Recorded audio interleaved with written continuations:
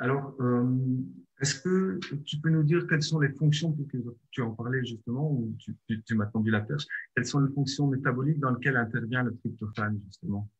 Oui, le tryptophane a plusieurs fonctions métaboliques et donc pour comprendre ce que le tryptophane fait au niveau du métabolisme, il faudra d'abord comprendre donc ces voies métaboliques. Donc on a deux grandes voies métaboliques du tryptophane, une voie qu'on appelle la voie mineure et une voie qu'on appelle la voie majeure. Donc la voie mineure, en fait, c'est celle que je venais d'expliquer, c'est la conversion en partie du tryptophane en sérotonine.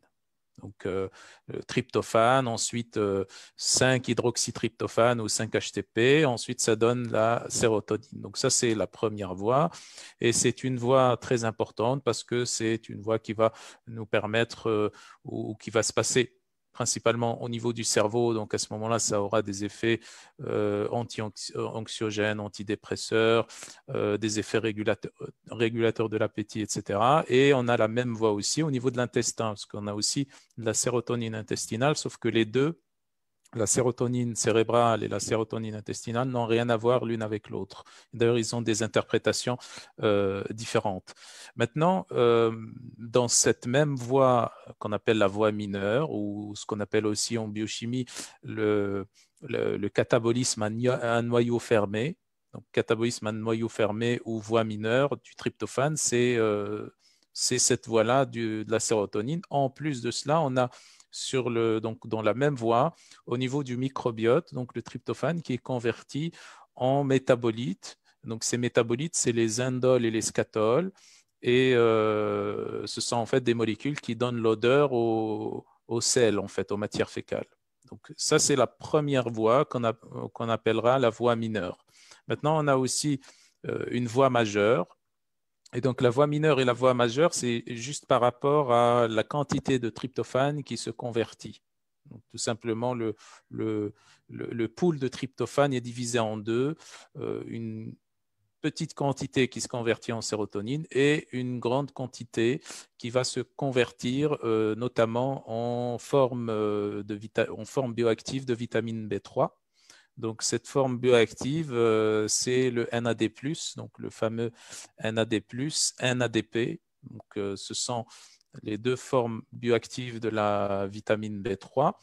Et comme on le sait, donc ces deux formes bioactives de la vitamine B3 vont réguler le métabolisme en général, puisque le NADP est un cofacteur de l'anabolisme, alors que le NAD+ est un cofacteur du catabolisme. Donc le NAD+ va plutôt être un cofacteur des voies comme par exemple la glycolyse, comme la bêta-oxydation, donc la dégradation des acides gras ou d'autres voies, par exemple comme la transamination oxydative ou la désamination, etc. Donc toutes les voies en fait qu'on connaît de dégradation des substrats énergétiques ou du métabolisme énergétique.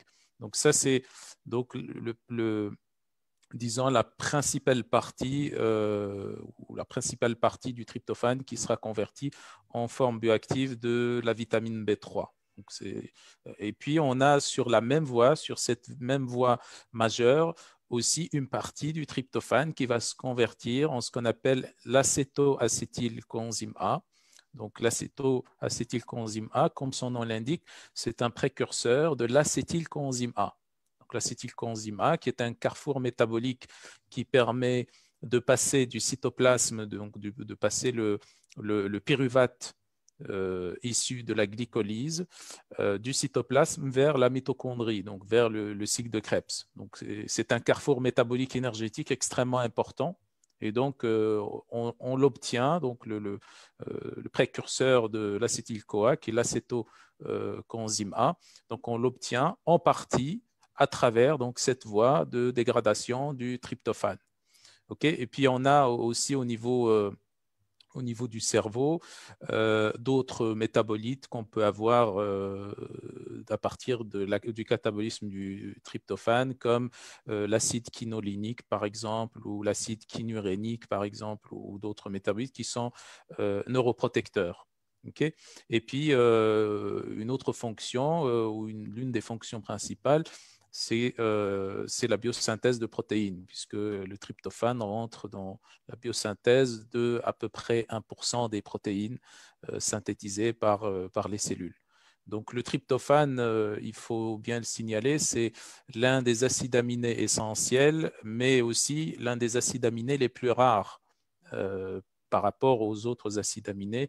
C'est-à-dire que, comme je l'ai déjà indiqué, on a uniquement 1% des protéines qui contiennent du tryptophane, mais il est extrêmement essentiel et extrêmement important. Et donc, à partir donc, de cette compréhension de la biochimie métabolique du tryptophane, on pourra à ce moment-là parler des fonctions métaboliques du tryptophane, tout simplement, ce que j'avais évoqué sur l'effet de la sérotonine, donc contre la dépression, contre l'anxiété, régulation de l'appétit.